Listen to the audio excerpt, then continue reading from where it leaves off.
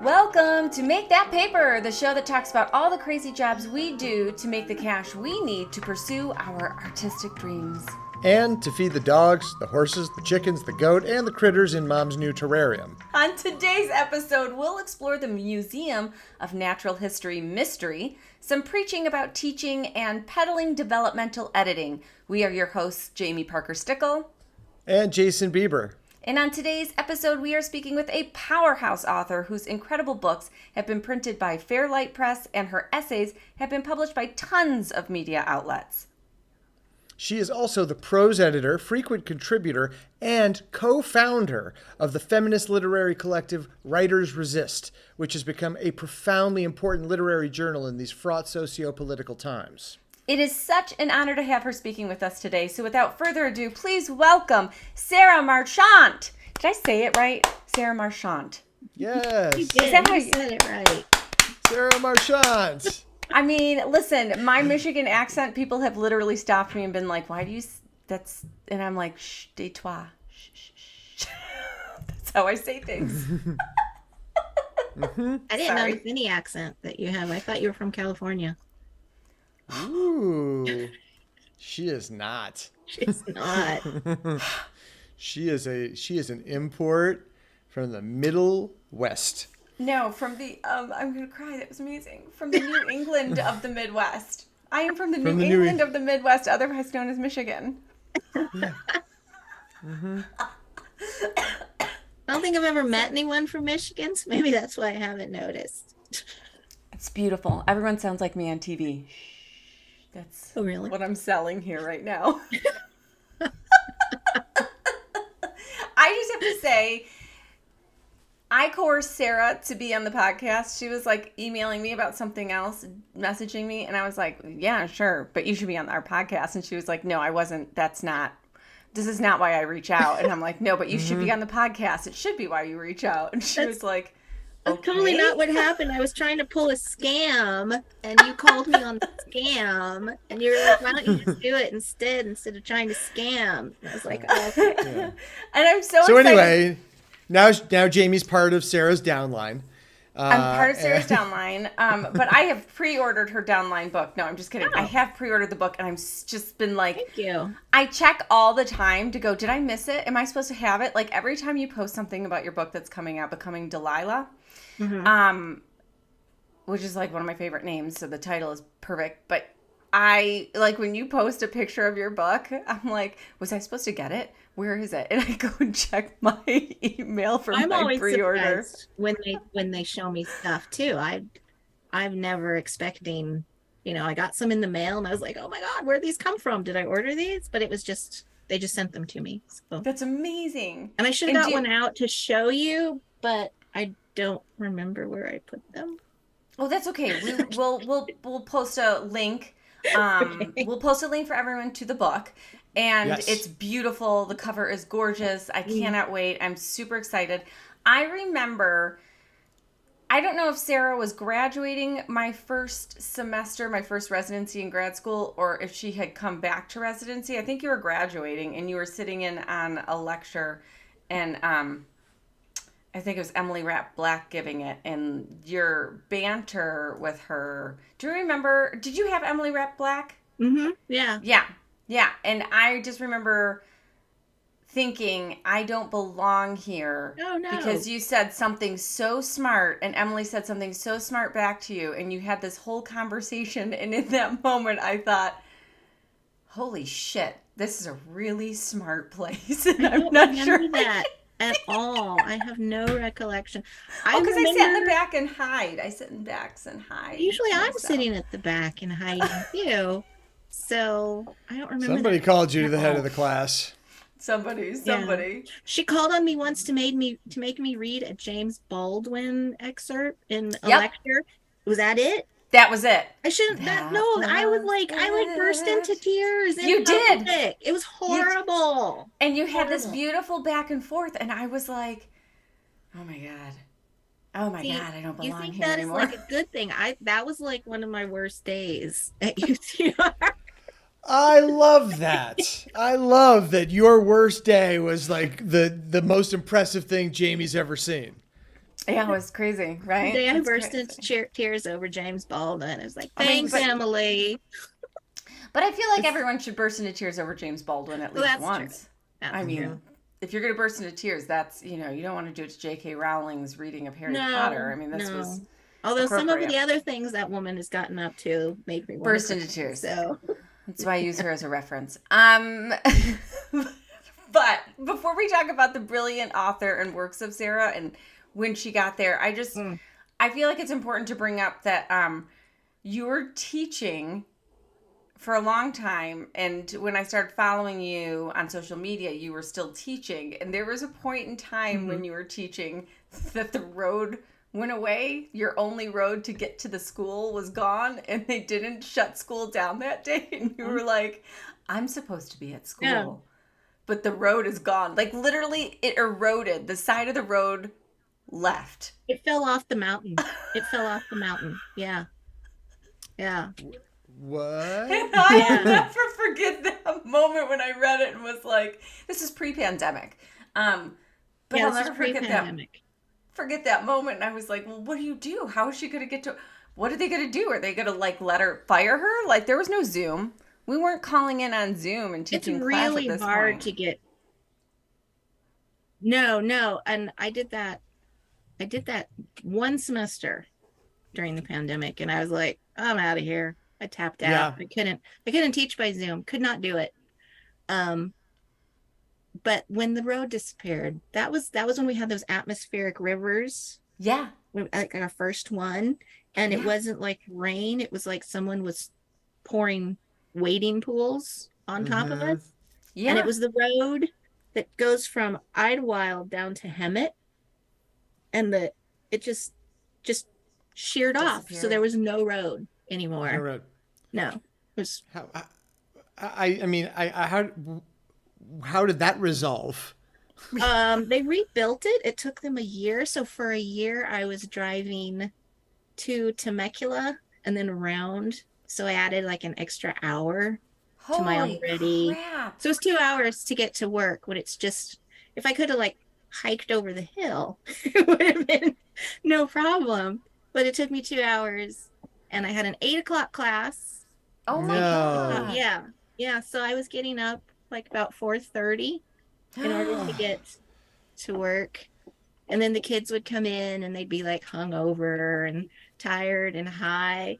And I was like, you know what? I'm tired too. Wait, and high at 8 o'clock? Oh yeah. Oh yeah. Were you teaching, That's industrious. Were you teaching undergrads, or were you teaching, you were teaching undergrad, weren't you? I was teaching at a community college. Yeah. Yeah. I my kids were coming in high, and sometimes hungover, and it's like, But Jamie, you taught in the evening. This is an 8 a.m. class. Yeah, true. I was actually impressed by their dedication to being high that early in the morning. Yeah. And they would all have the munchies, and they'd bring me like French fries, and they'd be like, cool, okay. Yeah. They were really honest when they were high, so we had some good discussions. It was just the smell. I'm really sick of the smell because we're surrounded by pop farms where we live, and it's just really? Yeah, it's bad. That's insane. That's crazy, and I love that. Let's talk about where you live for a second. Okay, so how long were you teaching for, though? How long did you teach at the community college? At that college? 5 years? Oh, okay. Years. And when the pandemic started, you just quit. I did one semester, or I did one semester on Zoom, and then I was like, I'm not coming back. This system, the setup, it was the bureaucracy. I love teaching. I love teaching. I love my students, but the bureaucracy was horrible. Like the support system wasn't there. Yeah. And they were doing things like the same class that we'd always been teaching. Suddenly they took a unit away and they gave us less money because that unit was gone. But it was the same amount of work. And they even said, this is going to be the same amount of work, but we're just going to take one of the units away. And so we're not going to pay you as much. And meanwhile, it's all online. So you had to do everything way before, upload all the work way before. And sometimes you would upload all your work, upload all your classroom, and then they give the class to someone else. Yeah, they did that to me one semester. And I was like, oh, no. And I went through and I deleted everything. Well, Absolutely. yeah, that's your It's my intellectual property, really. exactly. Yeah. And so I was like, no, no. And so I went back and forth with the chair for a little bit. And then I told her, I'm not playing this game. Now, did you So find this bureaucracy that you encountered, was it there before pandemic, or did pandemic it cause it was slash it was bring it out? always there, like their general attitude and their Yeah. setup. But it seems to me that they were using the pandemic to really oppress their adjunct faculty even more. Yeah. So Yeah. I didn't want to be a part of it. Yeah. And with everything that was going on, it was just extra stress that I didn't need in my life. 100%. Yeah. We learned a lot this year about adjunct faculty and what it means. What the differences between adjunct and Jamie's adjunct with her university. So in LA, we have the writer strike going, and then our guild, SAG-AFTRA, might be. So we're writers and we're actors. So Right. ours might be We're going on. never going to work again. We're never going to work again. Ours might be going on strike in a month. So we're going to picket this week. But the adjunct professors in New Jersey, it is a big, strong union, and they're striking. And I was like, I'm in California teaching. It's called LA Abroad, basically. So I write my boss, and I'm like, am I supposed to be on strike? What's happening? We'll table that for a moment and get back to it, Sarah, because what I really want to talk about is what a phenomenal writer you are. Just an incredible writer. And I want to know, when did writing start for you? When did you know that you were going to be a writer, and then how to support that? How were you going to support that career? Oh, This is my big question. this is a big question. I have a short story that I wrote in second grade, I think. Yeah. First or second grade. 100%. I have that saved. And I recently found that when I was looking for property tax paperwork or something. And I found, so it shows what my filing system's like. And I read it, and it's all printed out in little girl handwriting, and it's so cute. And I had a little illustration. But the thing that threw me is that it's not that much different from my current work. The themes are all there. I by fucking first love and that. second grade. It was so weird. I took it to my mom, and I was like, do you recognize this? And she's like, I never checked your homework. I never checked anyone's homework. I had so many kids, and I was working 12-hour shifts. And I'm like, but read this. And then she's like, oh yeah, you're still writing about that. And I was like, I know, it's so weird. I love that. Yeah, it was pretty nifty. And I have all my diaries on this shelf behind me, but I burned a lot of them when I turned 40. That was really cathartic. So I've always been writing. Burn them after you copied them all into the computer. Well, I went through and I was like, is there any good detail? Right. Those pages out. But otherwise, it was I don't selective burning.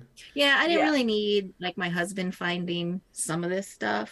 Some of the journals, there was one regular everyday kind of stuff, ramblings, and then there was one dedicated to whatever man was in my life at the time. So those definitely went in the fire. And okay, we roasted marshmallows, that kind of thing.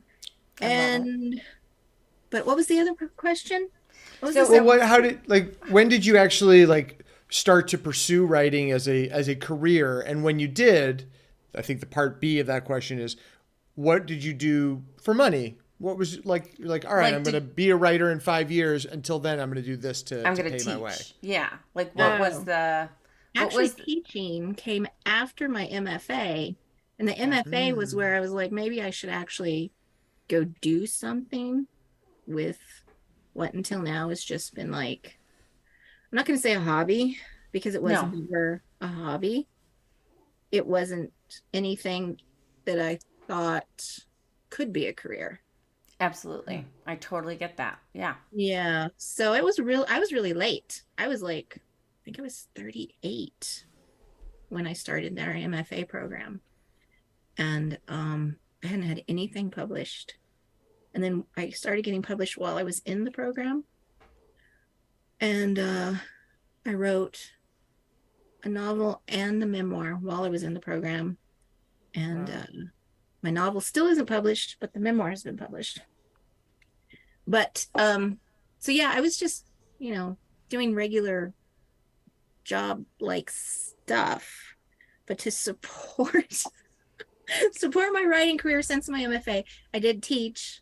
I Before I taught at the community college, I taught for the local cult up here. I love that. Expand on that. I taught ESL for Okay. the local cult that has since been indicted by the FBI. But what language were they speaking? Oh, all kinds of languages. Mostly my students were Korean and Chinese, and then towards the end of my time there, they had a lot of kids from Venezuela come in, and Wow. yeah. What kind of cult? Was it religious based? It's a religious cult, but and I don't understand what religion except some form of evangelicalism, Uh-huh. I guess. But they were doing something shady online, making the kids sell stuff. Yeah. I have So child labor. No, because they were all Situation. adults. It wasn't like they weren't like building things and Right, workshops. right. I mean, there was a whole separate building on this huge sprawling property that used to Yeah. be a boys' reformatory school back in the day. Oof. So they took that and they turned this little prison into a little religious. They call themselves a university, but I don't know. But there's a whole separate building on the campus that was massively wired. And it was the nicest building on the property. And I snuck over there once, and there were all of these kids lined up at all these computers doing something. This reminds me, like, we invested in properties as short-term rentals, and there was one we were looking at as a side hustle because as artists we were like, well, what's going to be our retirement, right?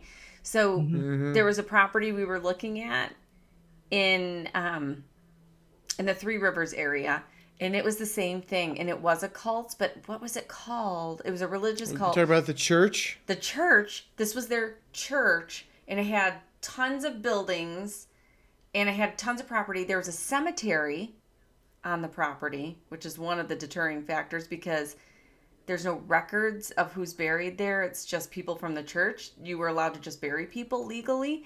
And legally, you have to allow people to come and grieve there forever. Like that now that it's, dead bodies are there, like you can't do anything, obviously. Right. But there are weapons. It's a Christian weapons church. Yeah, I was more. That was really the deterrent for me was the caches of weapons and possible explosives. Didn't know. Exactly. So you guys were going to buy this property? No, we thought about it. And then we went and we were like, and I went on a deep dive because research is my favorite part of writing. I'm a researchaholic. So I did this deep dive on this fundamental Christian weapons armory religion. They worship weapons and Jesus. And Don't they all? I mean, I'm not a Christian. I thought that was just like their deal. Bless your heart. This is like they like the AR-15 is on next to Jesus on the cross. It is Yeah. but like yes. And it was so insane. They got kicked out because the FBI was after them. So now they're holed up in Iowa somewhere. Like most of them are in Iowa together. But we were like, they couldn't take all their weapons. So they did bury weapons on the property. And we were like, yeah, we can't. This is bad juju. Well, see, my husband would have been like, yes, sign me up. I want that property. It's It's still available. And Really? they've dropped the price. Yes, I'm going to send it to you after this Send podcast. it to me. Send it to me because I'm not kidding. I had to stop my husband from buying a hoarder house. We were looking, he literally put a payment on a hoarder property because he wanted to go through all the hoarded junk Does he do like the auctions for the storage units? No, no. We just were looking to we were gonna take my elderly mother and she's gonna move in with us and we were gonna move to a larger property. I can't even write that essay yet because the trauma is still too fresh. Oh Sure. my But God. it was a horrible experience. But we went to see this property, and from the outside, it was like a beautiful, beautiful property. Yeah. And we Picturesque. went inside, and it was utterly terrifying. Like I immediately tensed up, Did you have and to wear a mask? we should have. I mean, Yeah. this was in the before. Like Yeah. nowadays, I Mhm. wouldn't even go in. Yeah. It was so filled with junk that we went into one of the bedrooms and we were looking around with the real estate agent, and all of a sudden a voice from one pile said, "Did you want me to leave the room?" And there was a human on the bed, and we didn't even know she was there because there was so much junk. And I have never seen a man run as fast as that real estate agent ran out of that. That, swear to God, if you've never looked for a house, people listening, watching, listen. Jason and I, when we look at so many properties. We looked at a property, they had to schedule us because everybody in the house worked nights. And so we were like, okay, so we thought that vampires. Yeah, exactly. So we went in thinking, okay, so no one's going to be there. They took us in bedrooms where people were sleeping. Remember that, Jason? In Las Very well. Feliz? Oh my Yeah. God. We were like, yeah, this is a pass for us. And then like What we the were like, we're heck? so sorry. We're so sorry. And we like snuck out, and it's their realtor. Our realtor didn't even come with us on this one. He set it up with their realtor. And we were like, yeah, no, this is an invasion of their privacy. Like, what's happening? It was so crazy. And Safe. then we went and looked at a house where a Yeah. person was in hospice in a bed, and they didn't tell us. It was an open house, and we went into the open house, and the person was in hospice in the bed in the house dying, and we were Yeah. like, Who It's has like a an open house with their loved one dying? Who does that? It's like a Terrible pre-probate people. sale. Oh my God. That's like It was- Horrible. it was horrible. Yeah. It was horrible. We did go to a hoarder's house too here. Oh, we where went we to a live now few. in La Crescenta. It smelled so bad that I had to wear a mask because like the odor coming out. But they had emptied the house, but so all you could see was except for the guy's bedroom. And I was just like at the front door, like, oh my God, I'm gonna pass out. And the dude who owned the house was sitting at a table right outside the door, acting like he was the realtor. And he's like, "This is my Yep. home." And I was like, It's a Well, lovely I'm- place. "It's so great. It's so What is great." that? Where are the cats I Therapy, smell? sir. Seek therapy. Yeah, Well- exactly. There was cat feces everywhere. The smell of cat was so intense. I'm surprised there weren't maggots. Was he like a pet hoarder? Because this place, luckily, they just had the one old lady in the bed. There wasn't anything else living in there that I Oh could yeah, he was a see. cat Think. hoarder. He hoarded cats. Ugh, that's like the worst smell in the world. Yeah. My side hustle when I'm not gracing the screen small and big, I am often doing IT support, and I do it for companies, but I also do it like in people's houses. And more than a few times I've walked into a house and just gone like, I don't know if this is worth what I get paid just being here. This is not like healthy or safe. My husband before he retired, he was the general manager of the local propane company up here. And he would have to go to houses and like set up all their new appliances or just say whether they would service them at all. And like the last few days, my housekeeping has really dropped down because I'm taking care of Mr. Oh, I decided to cut my finger off on Friday. So like the house is clean enough for his wound, but it's not my usual standards of cleanliness. Yeah. There's laundry freaking everywhere. And I was complaining. I was like, oh, I can't, if my mom saw this, I'd be in so much trouble because my Jewish mom lives in my head rent free. And he said, Forever. Sara, I have seen houses where there is human shit on the floor. He said, I left those houses and I reported the people to CPS. He's like, our house is a palace compared to these people. And I'm like, yeah, but those are like really really big differences. Yeah. I don't want to live on that scale. Yeah, exactly. Yeah. Yeah, Exactly. it's not a judgment of housekeeping. We just want to say it's a judgment of the fact that you're not getting the self care, the mental health care that we're, Yes, well, it's not affordable. exactly. There's 100 things, right? Like it is, but you really see. I think that sometimes seeing these things helps you process where you are and to have appreciation for like, oh, I'm really content where I'm at. Like this is I'm in a good place. Like I don't need to aim higher. I'm doing great right where Right. I'm We came at. home from the hoarder house and it was like, let's just not even move. Yep. Except that's what I said. My husband was like, no, I want to buy the hoarder house because I want to go through all this stuff. They don't. Why do you? Why? Why? So There's I want to nothing- ask you, yeah. Sarah, because the propane company where your husband ran, you worked there, right? Yeah. Did you say that's how you guys met? That's how I met him. Yeah, you guys keep talking about Oh. side hustles, and I realize my side hustle is essentially my husband. This is what I I'm like gonna get that. to. I like that a lot. I'm like a glorified sex worker who provides some light housekeeping when I feel like it. That's the kind of sex worker I'm looking for. I was There you just go. gonna say before because he's retired, so he's older. So you're basically is. he's a sugar daddy. Yes. And it's so funny because since we've had this puppy in the house, like I come from a family where we didn't have dogs in the house, but she was so little when we got her that now she lives in the house. And I'm pretty sure she thinks she's human. And so when I voice her innermost thoughts, I'm like, hey, daddy. And then I accidentally did it in public. And I said to my husband, hey, daddy, like in the hospital emergency room. And he turned around and he goes, yeah. And I was like, oh, God, we got to get out of here. This is embarrassing.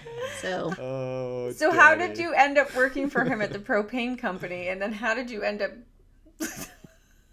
This just reminds me of yesterday, you guys. We had a neighbor over and her husband's older and we said, how did you meet? And she goes, well, he hired me for a job. And then I said, how did you end up together? And she said, well, he basically looked at me and said, I want to tap that. And we've been together ever since. wow.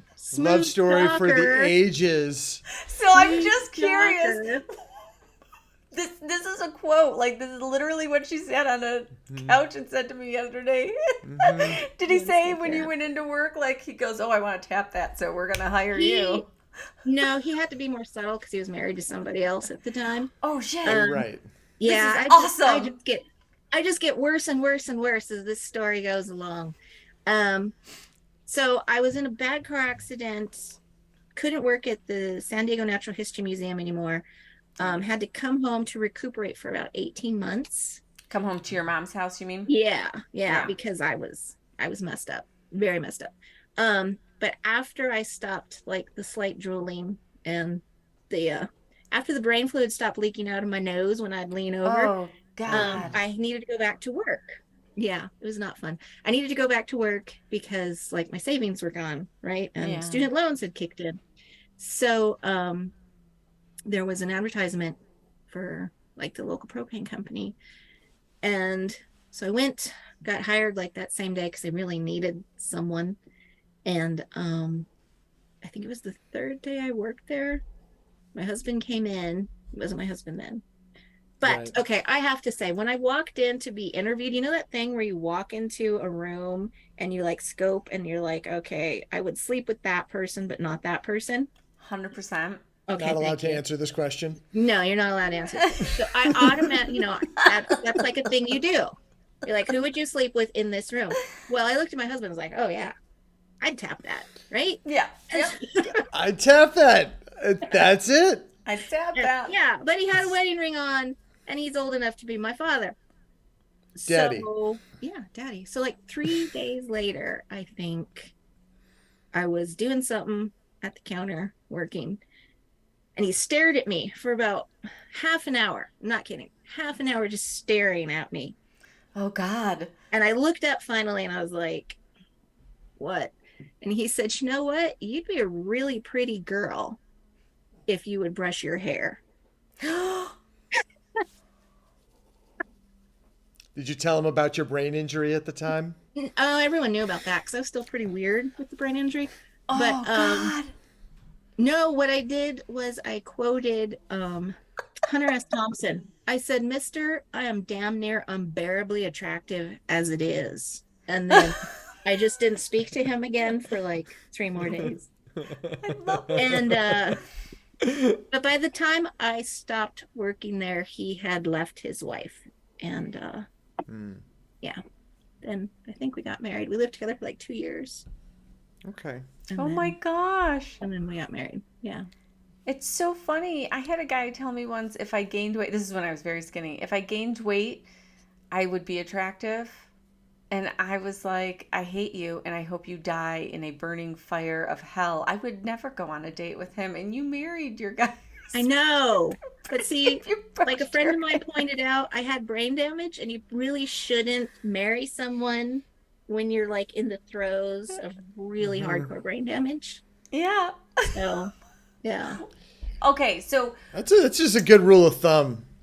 If you have brain fluid leaking out of your nose, don't say yes to marriage proposals. Also, if someone finds that hot, maybe a red flag. That is what I was going to say, like, but before that, you were working at the Natural History Museum before the horrific accident. So what was your plan working at the History Museum? Is that part of something that you studied in college? No, I was a history major. I was a Latin American studies. Oh, that's awesome. College. But I also did, I have another degree in Spanish as well.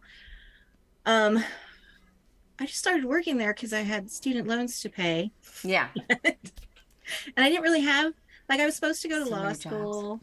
My mom wanted me to go to med school, but obviously, I fainted the sight of blood, so that wasn't going to happen. Yeah. My dad wanted me to go to law school. And I didn't think about that because I think that would be kind of fun to argue with people. Yeah, 100%. Like, for a living. If you get into that kind of law, yeah. Yeah. And, but then the car accident happened, so I didn't do any of that.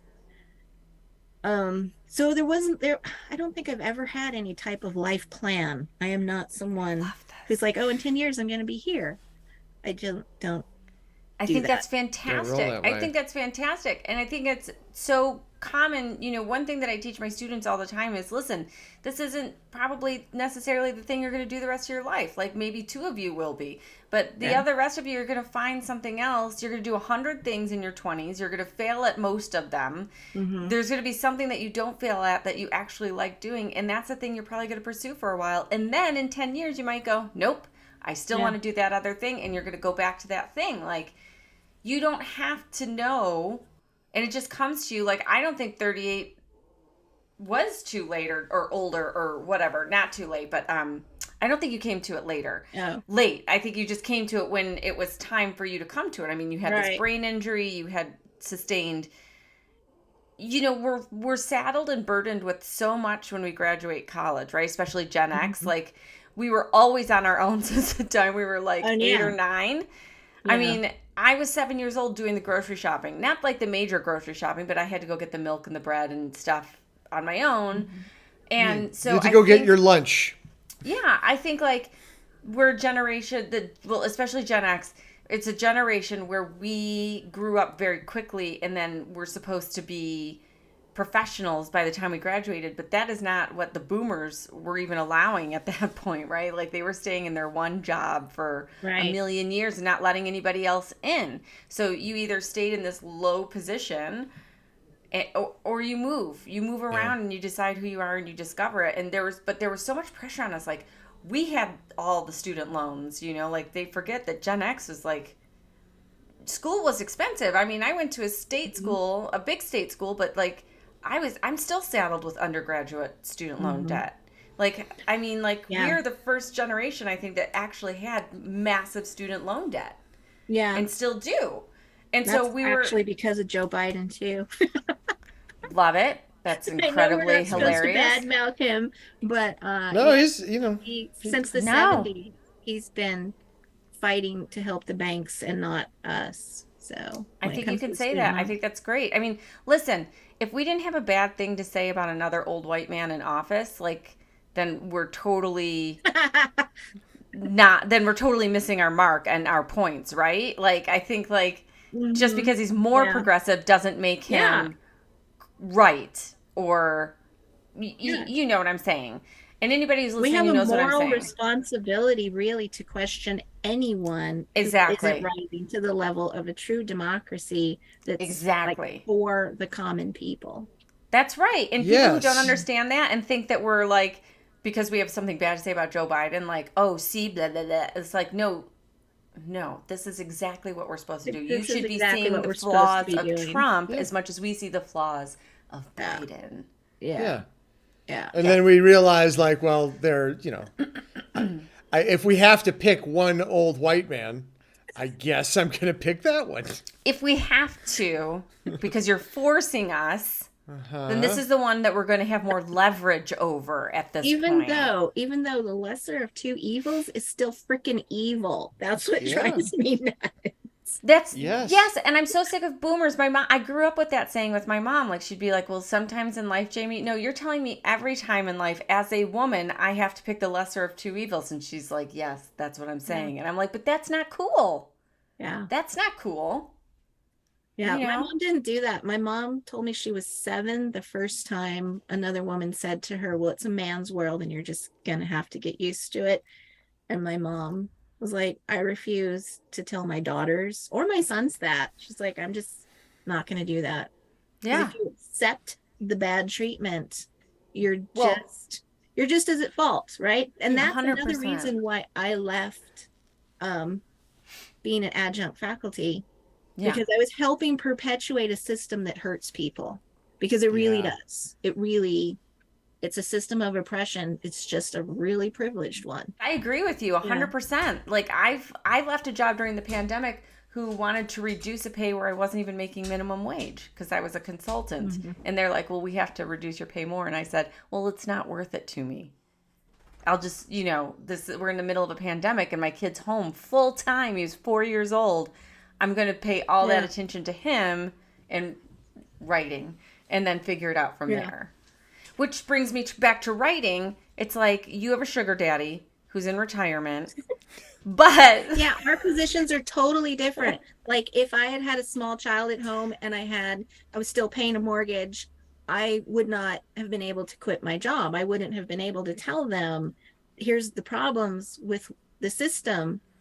I would have had to stay in that system because I'd have no options. I mean, I'm like incredibly broke all the time now, and I'm fine with that because I can live within our limited means because I don't have a mortgage. We paid off our cars and ACA, so I have healthcare. Well, I think that children,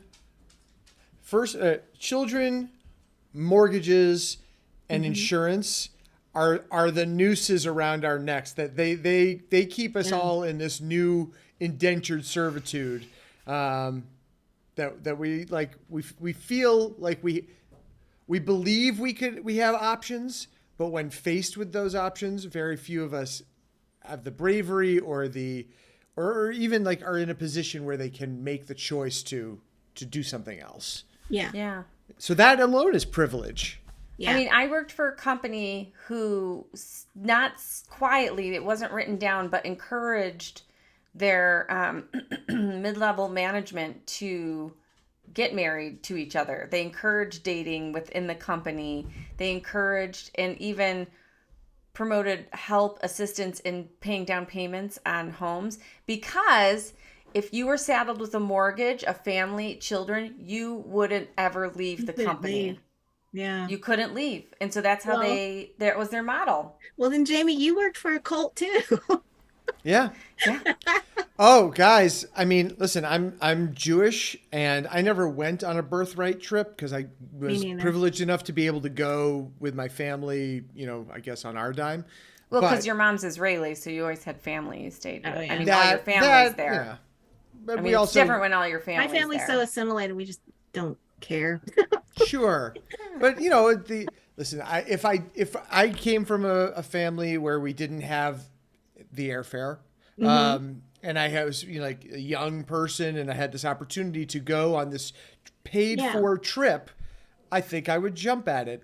But later, when I found out the whole idea, the motivation behind this is to get these young kids to go and have sex and maybe get pregnant, and like that is not unspoken.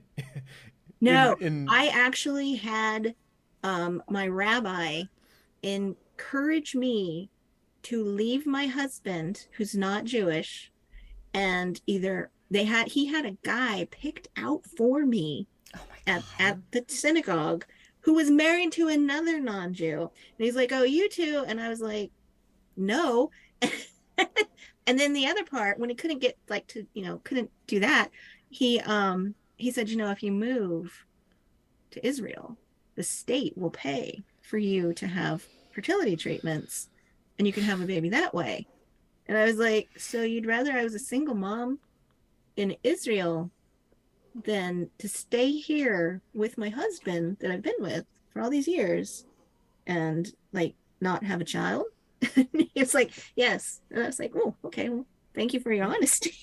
Yes. That's not gonna happen. Sarah, you need to breed. You need to breed. Yes. That's it. That's the message. Yeah. Well, breeding, listen, we have a child and I'm very happy we do, but He's so gorgeous. And he's so gorgeous. He's so gorgeous. But it is absolutely a yoke on the neck. And it is.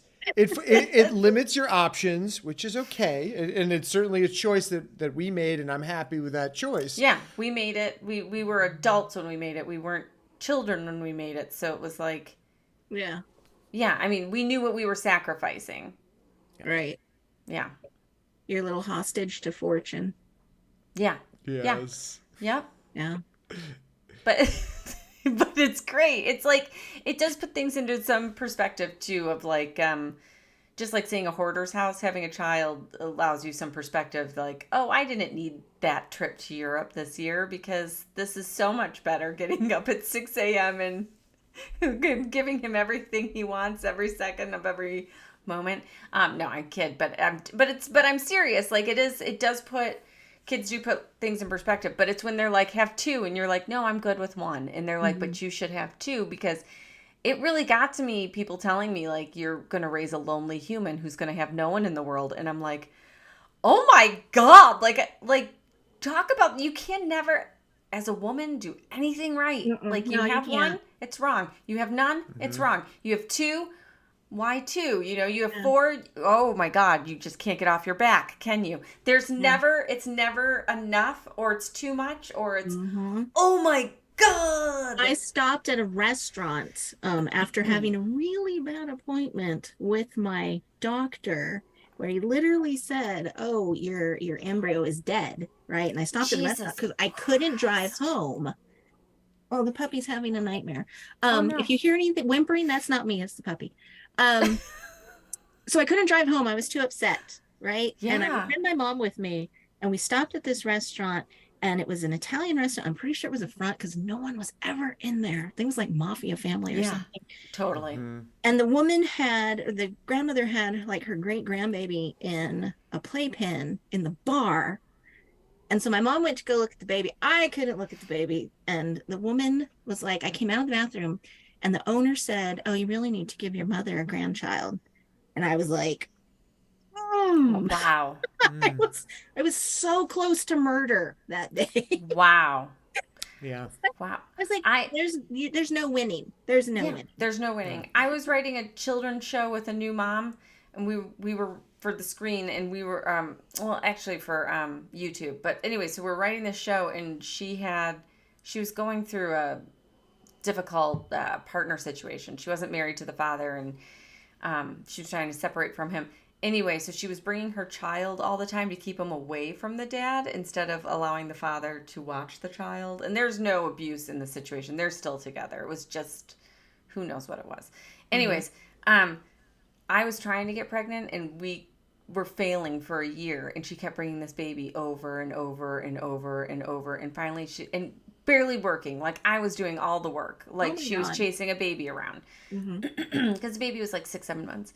And finally she looked at me and she goes, "Oh, is it difficult for me bringing my child to work all the time?" And I was like, in so many So fucking many ways. levels. Like, it's So many so levels of many wrong. levels.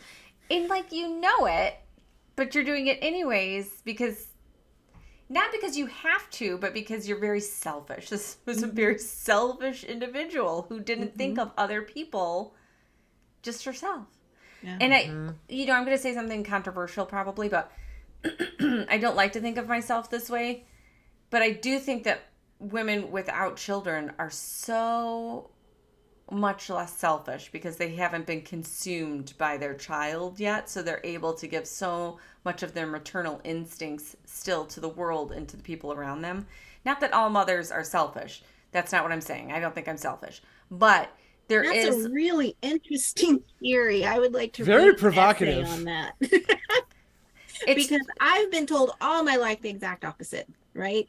Like, oh don't you worry, no. like, because you don't have children, that you're going to, like, you just think about yourself. And I was like, I would like to think about myself. I I would think like to. I think as a man I should totally chime in on this subject. Yeah. And just say like, no, I think you're right. You know, from the perspective of like a guy who, you know, first is someone who's dating a woman, and then a boyfriend, and then a husband, and then a co-parent. Yeah, it all shifts. It And like, shifts.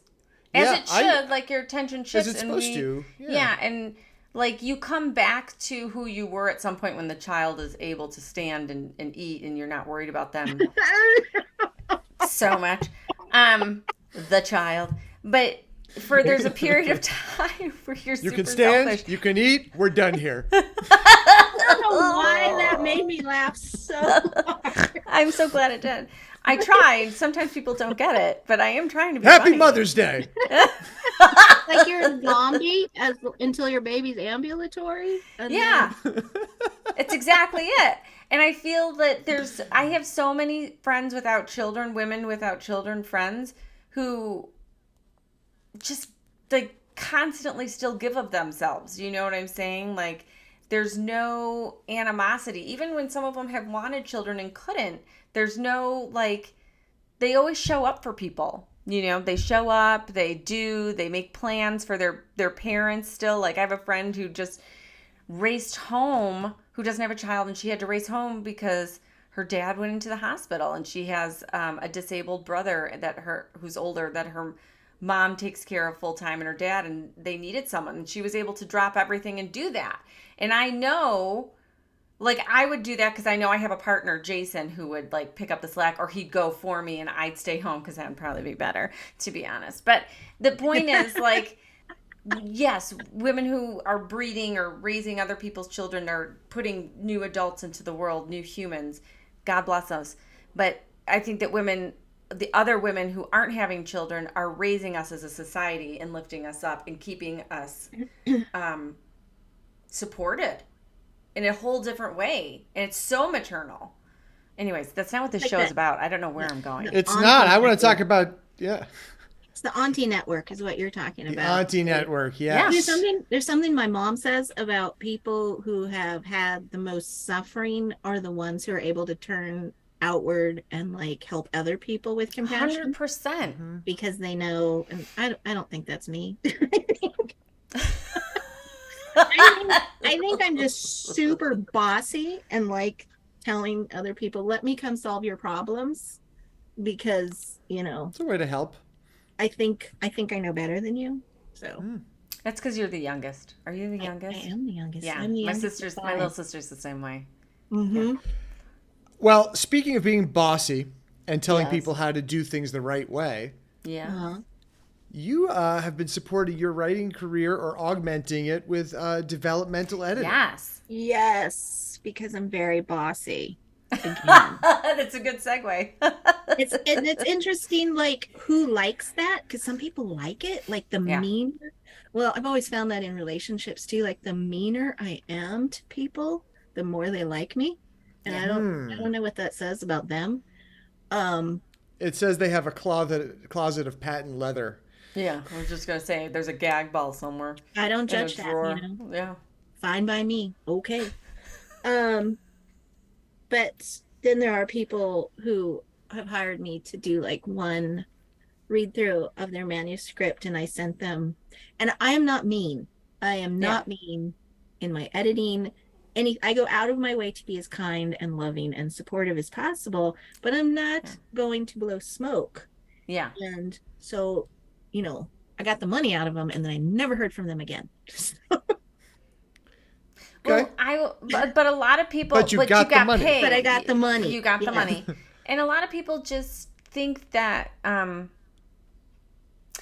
there's always that debate about like whether you need an MFA or not. Like, why do you go to grad school to be a better writer or better actor? But I think that's just it. It's like so that we can, one, judge and make our work better, but also be in a position to help others make their work better, right? Yes. And a lot of people feel that they don't need their work to be better.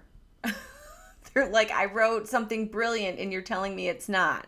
Yeah. And it's like, no, I'm not telling you it's not brilliant. I'm telling you it's not brilliant yet. It is. Like the thing is here, but let's take it up a level, right? Yeah. A lot of people just don't want to hear that. That's true. They send the work out to people so that they can get pats on the back, not so they can Yeah. improve. And if that's your deal, I'm really not interested in working with you Yeah. because that's not the contract we enter into. Right. Or if that is what someone wants, then it'd be nice to know it up front and you don't have to put so much effort in. Yeah, 100%. Take the money without all the effort. Even then, I don't think I could do that. It would be You too. have scruples. Yeah, I tried to go work at the casino up here. There's a casino across the highway, Mm-hmm. and I it was right after the pandemic. Like the casino had opened back up, and all of their workers they needed more workers, and I was like, you know what? I would love to go work the front desk of a hotel, like Yeah. the night shift, and write because I don't sleep. So I could like take care of my mom in the morning, deal with my husband, deal with all the animals, and then I could go write at night. And so I applied and they were like, oh yeah, come on in. And then they're like, we want you to go work in the auditing department. And I was like, What? I don't know what that is, but it sounds like math and that's not good. And they were like, no, no, no, it's great. You'll love it. And they sent me to the auditing department. And they were like the casino money police, making sure every department was doing what it was supposed to. Okay. But I got to see how they were running the place and Oh. how they were like bringing these people in who were already addicted to gambling. Oh. And it was like the No. back room stuff. And so like this one woman spent $47,000 one day. No. No. And I was One adding up day. the receipts. One day, one visit to the casino. And I was like, how does anyone have that money? These aren't like rich people. And they said, oh, well, she mortgaged her house. Oh no. And I was like, oh yeah, I can't work here. Oh, that's No. just I can't do that No, because that's depressing. I would have ended up like clinically suicidally depressed if I had to sit there day after day and watch people be helped to like Yeah. destroy their lives. It was 100%. horrifying. like I understand that gambling is an industry and that like, for those of us who have a healthy relationship with it, it can be a fun activity without being, Right. having too great a penalty, but that is so predatory. We have so much regulation for other things that aren't nearly as predatory as that Yeah. one single act of allowing Yeah. someone to mortgage their home and then taking all that money on a gamble in a day. Yeah. I'm devastated by that. That It is was- like it was that's sickening. sick. And that's that probably note- their bread and butter, right? Yeah. Yeah, that was a good day. Because they were offering her all these incentives to come back, and I was like, why? What does she have left? You've taken the house. I'm sure her cars are gone. Oh my god. What more could you take from her? Did they take the mortgage on her? Like she went to them and mortgaged the house with I them? don't know how it worked, I don't know how it works but either, but I it was something like there in the casino where you can like sign things over. Oh, Jesus Christ. Yeah, because I was like, this can't possibly be right. It says 47,000 for this one casino visit. And so the supervisor took it and she went through she's like, oh no, look, you can look through the system and see how that worked. And she said, see, it was what was the equity on her mortgage or whatever. And I was like, oh, no, I can't. So your supervisor, she's like fine with this. She's like, They were all fine with it. wow. But again, they had children at home to feed. All of these women had children at home to feed. They had bills to pay. It was the end of the pandemic where you were just glad to have a job because so many jobs in the service industry went away. Yeah. So I don't blame them at all. I blame the system. Yeah. Yeah. But I couldn't do it. Like, I'll come home and be poor, and well, that's just it. Yeah. And you know what? It's interesting because it circle back full circle to acting. Some things that I was asked to do that I turned down. Like, no, I can't do that. Like, that's against my principles. That's against who I am. Like, that's not something I want to do. And God bless anybody else who can or does have a child at home, or is a single mom or needs. I'm not going to do it. I'm going to go to my job at Starbucks. I'm going to make some lattes and I'm going to send them out and I'm going to pay my rent and sleep on a friend's couch for a while and eat just peanut butter for 5 meals in a row. But I'm not going to do that. It's like when people ask you, like, why didn't your career take off? Like, why aren't you further? Because I wouldn't do certain things, like I couldn't. It would leave me not being the person I am anymore. And I don't know who that person is. And that's scary. That gives me anxiety because I do have anxiety. So, like, I agree with you 100%. We have choices we have to make. And God bless people who can make them. And God help us, the ones who are like, you know what? I like my little bungalow that I've earned this bungalow now. And I can pay the rent. And I feel good. And I didn't have to. I made the choices that were right for me. Let's just say it that way, right? And yes, my career didn't go where I had hoped it would go, but because I made the choices that were right for me in a system that is set up for someone else, like whatever. I don't know. I had a friend I worked with who had been a stripper, and I have a lot of stripper friends. She, I lost contact with her, but I had my little niece at work with me. My niece stayed home sick from school. Her mom couldn't take her to her job, so I took her to my job. And she was doing gymnastics because she wasn't really that sick.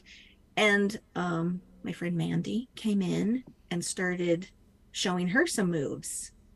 And then she was like, if we had a poll, I could really show you some things. And so Sasha was like really enjoying herself. Mandy was really enjoying herself. And then Mandy got this funny look on her face. And then the next day she came in and she's like, I just wanted to apologize because I was thinking afterwards, like, that wasn't really appropriate for me to be teaching the 6-year-old stripper moves. And I was like, why? And she was like, well, you don't really want her to grow up and be a stripper. And I was like, I want her to grow up and be as self-sufficient as possible. And I was like, if she needs to be a stripper to pay the bills, or even if she just enjoys it, I want her to have those skills. I said, I want her to be able to take care of herself. I don't care what she's doing. And Mandy was like, oh, okay. And, but it was like, I don't know. I think the world has really done a number on us. Yeah. This was amazing. You were so funny and so smart and so talented. And I loved getting to know you better because I never really got to have in-person conversations with so many people that I admire online from afar. So this was great. Thank you so much. You were so good. Thank you for inviting me. Absolutely. It was so nice meeting you and talking to you. Thank you. Yeah. She showed on Monday, made love on Tuesday. By Wednesday she was down. We fought on Thursday, made up on Friday. But now I'm losing ground. You call me lazy, you think I'm crazy. So why'd you come around? She want my money, but I got no money. This ain't no savings and loan.